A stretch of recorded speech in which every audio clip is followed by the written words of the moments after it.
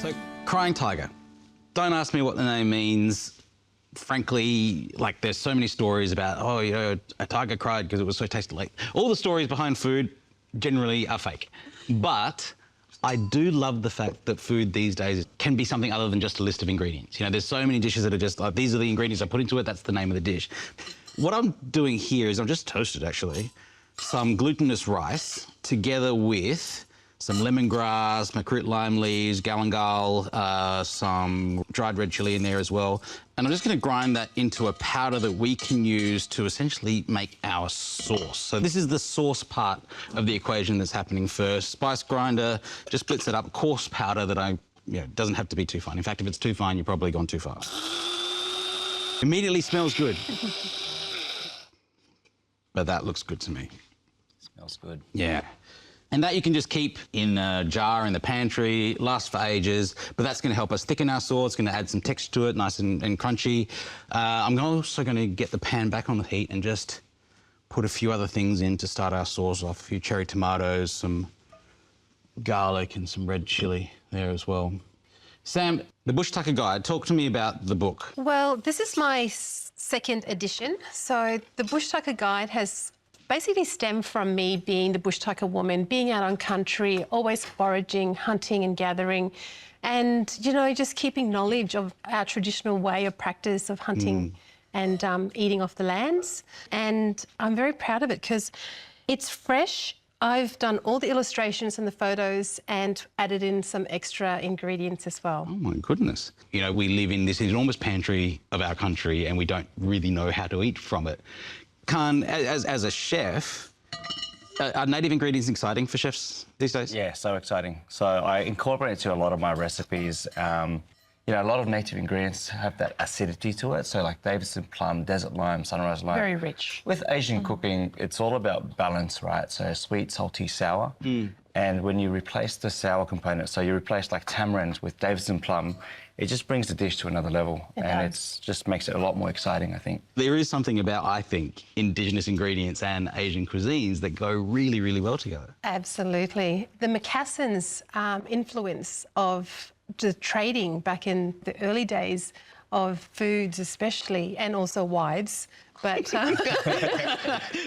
just saying. But yeah, it's great that it's now coming to the forefront of our culinary pantry, I guess, the Asian influence with the indigenous flavours. I still like that. Yes, the key trades of that time were sea cucumbers and wives, yes. That's pretty much it, right? Yeah. I mean, yes, there's value in all of that.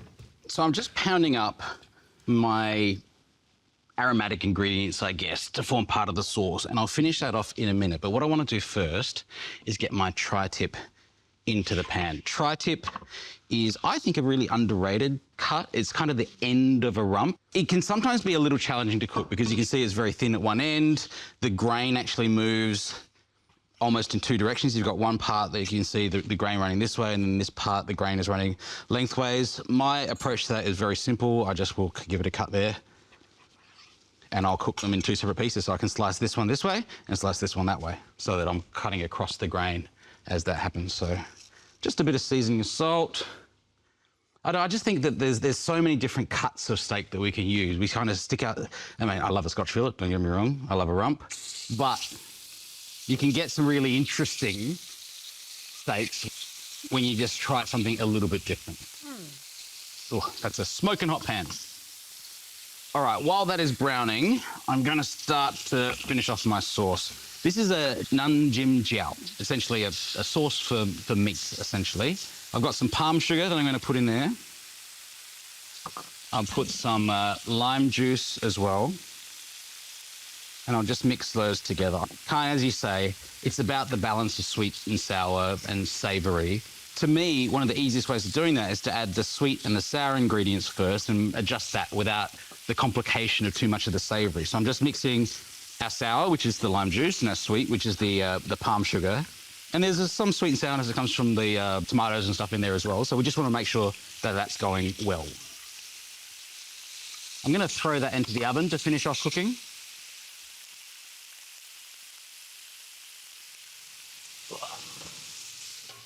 And also because it was getting a bit loud. It's so much more calm here now. I'm going to start to add in some echalot, coriander, lots of coriander. Now, we could have roasted the echalot together with the other aromatics, but I actually quite like the rawness of it. So, stalks. I'm going to finely chop these. I could have pounded these together as well. The roots have a lot of flavour in coriander, so I don't want to lose that. Khanh, what made you want to become a chef? My mum used to make me kind of do like odd jobs in the kitchen when I was kind of naughty at school. So like she'd make me pick the herbs and stuff, and this was when I was like 7 or 8 years old, and I actually really enjoyed doing it.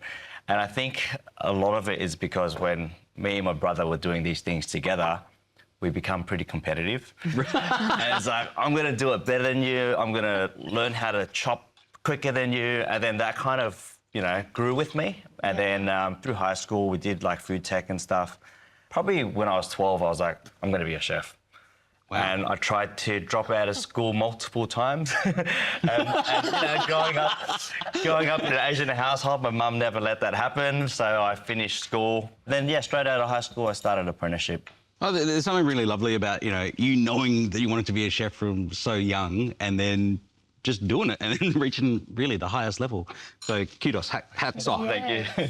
So this is now quite well balanced. The sweet and sour is balanced. We need to add now our savoury. There is nothing sweet and sour in fish sauce whatsoever, so I can add as much or as little and that won't change that sweet and sour balance. What about you, Sam? Is cooking something that, I guess, a childhood passion for you? Yes, it is. What I do remember is eating a lot of steak because we lived on a cattle station, so we would get fresh meat all the time. Right. And, my mum creating big stews that would feed the whole family. Food is always about coming together, having that big gathering and... That's the kind of childhood that I really identify with. Yeah. So I'm going to start to add my roasted rice powder in here, and this is essentially for two textures, I would say. As the powdery part of the rice absorbs the liquid, it'll become a little bit gelatinous. But also the larger pieces are going to stay a little bit crunchy in there. So that's what I think makes this sauce really lovely, those kind of two textures that we have going. So scoop some of that out into a serving bowl. That looks amazing. And as it sits, it will start to thicken up even more, and so it can coat what it is that we're going to slice, which is our steak. Move that to the side. It smells so good. Now, once our steak comes out of the oven and rests, we've got our two pieces here. And you see, like, the tip shrinks up quite a lot, so it doesn't end up being, I guess, the weird shape that we started off with. We can start to slice our steak. Wow, Beautiful. Yum. Thin slices of this one. This is looking just about perfect. That looks magic. My mouth is just going all watery. Me too. Can't wait. We get to taste it, right? Oh, yeah, don't worry, Khanh. You're going to get your steak input for the day. So resting a steak, obviously, super, super, super, super important. You can see there's a little bit of resting juices that have come out here, but if we had not rested that would have gone really everywhere. I will add a few other things to this, some cucumber, some snake beans, just to garnish it up. But essentially, that is our Crying Tiger tri-tip.